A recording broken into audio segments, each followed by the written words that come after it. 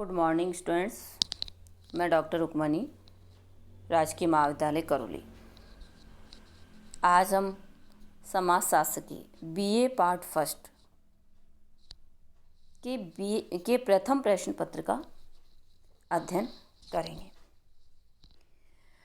हमें ये जानना ज़रूरी है कि समाजशास्त्र कहते किसे, समाजशास्त्र क्या है,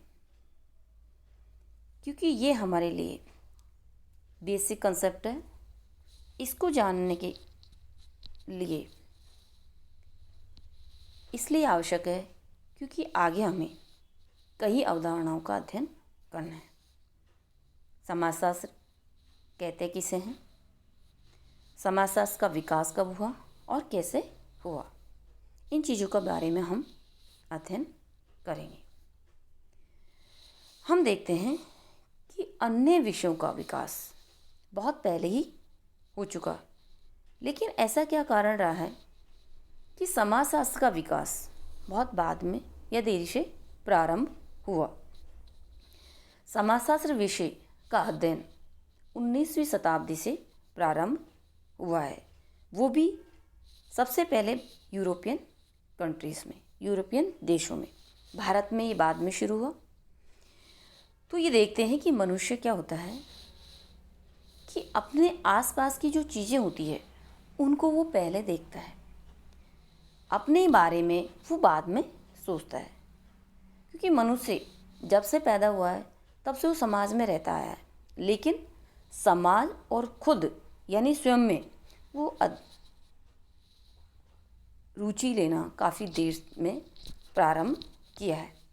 सर्वप्रथम क्या हुआ है, मनुष्य ने प्राकृतिक घटनाओं का अध्ययन किया है, अपने चारों ओर के पर्यावरण को समझने का प्रयत्न किया है और अंत में स्वयं के अपने समाज के विषय में सोचना विचारना शुरू किया है। पहले उसके जहन में इसी तरह के सवाल आए कि दिन रात क्यों होते हैं, मौसम क्यों बदलते हैं, सूर्योदय क्यों होता है इत्यादि। यही कारण है कि पहले प्राकृतिक विज्ञानों का विकास हुआ और उसके पश्चात सामाजिक विज्ञानों का। सामाजिक विज्ञानों के विकास क्रम में भी समाजशास्त्र का एक विषय के रूप में विकास काफ़ी बाद में हुआ। 19वीं शताब्दी में ही इस नवीन विषय को अस्तित्व में आने का अवसर मिला। समाजशास्त्र की आवश्यकता का अनुभव जटिल समाजों और विभिन्न सामाजिक घटनाओं को समझने के लिए किया गया। धीरे धीरे इस शास्त्र का महत्व बढ़ता ही गया। समाजशास्त्र के विकास के संबंध में टी.बी. बॉटमोर नामक समाजशास्त्री ने लिखा है कि हजारों वर्षों से लोगों ने उन समाज एवं समूहों का अवलोकन किया और चिंतन किया जिसमें वो रहते हैं। फिर भी समाजशास्त्र एक आधुनिक विज्ञान है और एक शताब्दी से अधिक पुराना नहीं है। इसलिए हमें ये समझने का प्रयत्न करेंगे कि वास्तव में समाजशास्त्र क्या है। समाजशास्त्र समाज का ही विज्ञान या शास्त्र है। इसके द्वारा समाज या सामाजिक जीवन का अध्ययन किया जाता है। इस नवीन विज्ञान को जन्म देने का श्रेय किसको है? फ्रांस के प्रसिद्ध विद्वान ऑगस्ट कॉम्ट को। ऑगस्ट कॉम्ट ने ही सर्वप्रथम 1838 में इस नवीन शास्त्र को समाजशास्त्र नाम दिया। इसी कारण ऑगस्ट कॉम्ट को समाजशास्त्र का जनक माना जाता है। समाजशास्त्र के प्रारंभिक लेखकों में कॉम्ट के अलावा दुर्खिम, स्पेंसर तथा मैक्स वेबर के नाम विशेष रूप से उल्लेखनीय हैं। इन सभी विद्वानों के विचारों का समाजशास्त्र के विकास में काफ़ी योगदान है। गिन्सबर्ग ने लिखा है कि मोटे तौर पर ये कहा जा सकता है कि समाजशास्त्र की उत्पत्ति राजनीतिक दर्शन, इतिहास, विकास के जीव के सिद्धांत एवं उन सभी सामाजिक और राजनीतिक सुधार के आंदोलनों पर आधारित है जिन्होंने सामाजिक दशाओं का सर्वेक्षण कराना आवश्यक समझा। समाजशास्त्र का अर्थ और अध्ययन क्षेत्र दोनों को समझने से पूर्व इतना कहना अवश्य होगा कि इस संबंध में काफ़ी कुछ अस्पष्टताएं पाई जाती रही है। इसका क्या कारण है कि समाजशास्त्र परिवर्तनशील समाज तथा साथ ही ऐसे मनुष्य के सामाजिक संबंधों का अध्ययन करते हैं जिनकी सोचने, कहने और करने में कई बार भिन्नता देखने को मिलती है। इसके उपरांत भी हम समाजशास्त्र के प्रमुख विद्वानों के विचारों के माध्यम से समाजशास्त्र का अर्थ, क्षेत्र, विषय वस्तु इत्यादि को समझने का प्रयत्न करेंगे। हम देखते हैं समाजशास्त्र का अर्थ क्या है। तो शाब्दिक दृष्टि से हम देखते हैं तो समाजशास्त्र दो शब्दों से मिलकर बना है, जिनमें से पहला शब्द सोशियस लैटिन भाषा से और दूसरा शब्द लोगस ग्रीक भाषा से लिया गया है। सोशियस का अर्थ है समाज और लोगस का अर्थ है शास्त्र। इस प्रकार समाजशास्त्र का शाब्दिक अर्थ समाज का शास्त्र या समाज का विज्ञान है। 19वीं शताब्दी के उत्तरार्ध में हर्बर्ट स्पेंसर नामक समाजशास्त्री ने समाज के क्रमबद्ध अध्ययन का प्रयत्न किया और अपनी पुस्तक का नाम रखा उन्होंने सोशियोलॉजी यानी समाजशास्त्र। शाब्दिक दृष्टि से समाजशास्त्र का अर्थ सामाजिक संबंधों का व्यवस्थित एवं क्रमबद्ध ढंग से अध्ययन करने वाले विज्ञान से। अब हमने यहाँ देखा सामाजिक संबंध। सामाजिक संबंध कहते किसे? सामाजिक संबंध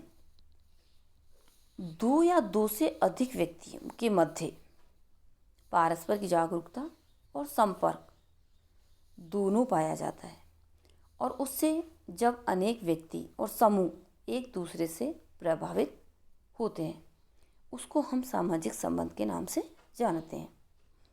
जब हम इस प्रश्न पर विचार करते हैं कि समाजशास्त्र क्या है, तो विभिन्न समाजशास्त्रियों के दृष्टिकोण में भी क्या होता है, भिन्नता देखने को मिलती है। इतना अवश्य है कि अधिकांश समाजशास्त्री समाजशास्त्र को समाज का विज्ञान मानते हैं। तो समाजशास्त्र की परिभाषाओं को 4 भागों में विभाजित किया है। 4 भागों में विभाजित करने का कारण है क्योंकि जो समाजशास्त्री है उनके दृष्टिकोण या मत भिन्नता पाए जाने की वजह से समाजशास्त्र की परिभाषाओं को 4 भागों में विभाजित किया है। पहला, समाजशास्त्र समाज के अध्ययन के रूप में। दूसरा, समाजशास्त्र सामाजिक संबंधों के अध्ययन के रूप में। समाजशास्त्र समूह के अध्ययन के रूप में और समाजशास्त्र सामाजिक अंतःक्रियाओं के अध्ययन के रूप में। अब हम देखते हैं कि समाजशास्त्र समाज के अध्ययन के रूप में इसमें इसके पक्षधर जैसे गिडिंग, समनर, वार्ड आदि को समाजशास्त्री है जिन्होंने समाजशास्त्र को एक ऐसे विज्ञान के रूप में परिभाषित करने का प्रयत्न किया है जो संपूर्ण समाज का एक समग्र यानी संपूर्ण इकाई के रूप में अध्ययन कर सकें। जैसे वार्ड ने लिखा है कि समाजशास्त्र समाज का विज्ञान है, इसी तरह से गिडिंग्स ने लिखा है कि समाजशास्त्र समाज का वैज्ञानिक अध्ययन है। दूसरा, समाजशास्त्र सामाजिक संबंधों के अध्ययन के रूप में। जहाँ कुछ विद्वानों ने समाजशास्त्र को समाज का विज्ञान माना है, वहाँ कुछ अन्य ने इसे सामाजिक संबंधों का व्यवस्थित अध्ययन कहा है। लेकिन समाज के विज्ञान और सामाजिक संबंधों के अध्ययन में कोई अंतर नहीं है। इसका कारण ये है कि सामाजिक संबंधों की व्यवस्था को ही समाज के नाम से पुकारा गया है। मैकआइवर पेज ने समाजशास्त्र को सामाजिक संबंधों का जाल कहा है। इसी तरह से मैक्स वेबर ने समाजशास्त्र प्रधानतः सामाजिक संबंधों तथा कृत्यों का अध्ययन बताया है।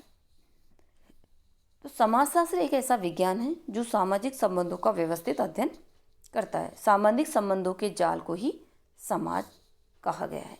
मनुष्य पारस्परिक जागरूकता और संपर्क के आधार पर विभिन्न व्यक्तियों समूह के साथ अगणित सामाजिक संबंध स्थापित करता है। जब अनेक व्यक्ति और समूह विभिन्न इकाइयों के एक रूप में एक दूसरे के साथ संबंधित हो जाते हैं, तब इन संबंधों के आधार पर जो कुछ बनता है वही समाज कहलाता है। तीसरा, समाजशास्त्र समूह के अध्ययन के रूप में।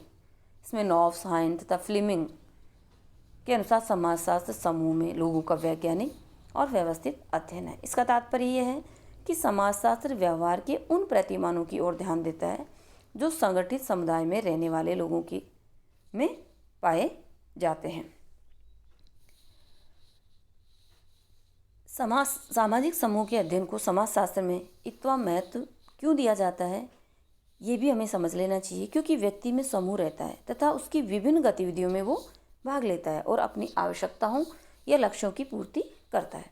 वो परिवार, समूह, नातेदार, रिश्तेदार, जाति समूह, खेलकूद के साथी, पड़ोस, विद्यालय, धार्मिक समूह, राजनीतिक दल इत्यादि में वो भाग लेता है और इनके माध्यम से ही उसका विकास होता है। इनमें से प्रत्येक समूह सामाजिक अंतःक्रियाओं की व्यवस्था है। जब हम समाजशास्त्र में सामाजिक समूह का अध्ययन करते हैं तो अप्रत्यक्ष रूप से सामाजिक अंतःक्रियाओं के व्यवस्थित अध्ययन के महत्व को भी स्वीकार करते हैं। समाजशास्त्र सामाजिक अंतःक्रियाओं के अध्ययन के रूप में कुछ समाजशास्त्री समाजशास्त्र को सामाजिक अंतःक्रियाओं के अध्ययन के रूप में परिभाषित करते हैं। उनकी मान्यता है कि सामाजिक संबंधों की बजाय सामाजिक अंतःक्रियाएं समाज का वास्तविक आधार है। सामाजिक संबंधों की संख्या इतनी अधिक है कि उनका ठीक से अध्ययन किया जाना बहुत ही कठिन है। अतः समाजशास्त्र में सामाजिक अंतःक्रियाओं का अध्ययन किया जाना चाहिए।